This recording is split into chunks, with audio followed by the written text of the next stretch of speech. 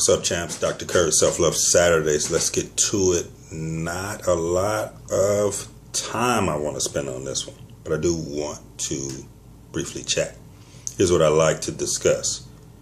I'd like to discuss identifying the messenger as our topic for Self-Love Saturdays. Identifying the messenger. And it's real clear to most of us. It's real clear. The challenge becomes distinguishing between reacting versus responding. And this process of evolving from a reactive being to a responsive being ultimately changes the quality of your life. So one of the things that I'd like to pinpoint is when things don't go the way we like and it causes us to get upset. Let's practice identifying the messenger as opposed to shooting the messenger and not getting the message. Let me say that again. Let's practice identifying the original messenger, I should say, as opposed to shooting the current messenger without getting the message.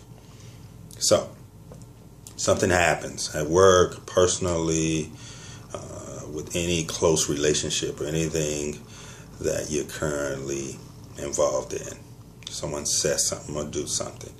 It immediately triggers an adverse response, feelings and emotions within you.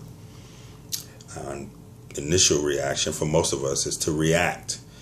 And we react because we're unaware of what's presently going on in terms of enforcing our will on what the situation is. So let me just clarify that, because I know I rambled through that. Something happens, somebody says something to you. Most of us have a knee-jerk reaction to either do or say something in terms of defending or setting that person straight, as opposed to identifying the original messenger that planted that seed way back when and really getting the message as the gift. The message continues to surface because we still need to master this notion of evolving from being a reactive being to a responsive being. So if someone says something or does something that gets you upset, let's try to identify the original messenger. Because if we can do that, we can pinpoint the original message, and then we can work at being responsive as opposed to being reactive. No more challenges as a result to how we respond to things that people do or say that we don't like. Identify the messenger. Identify the original message.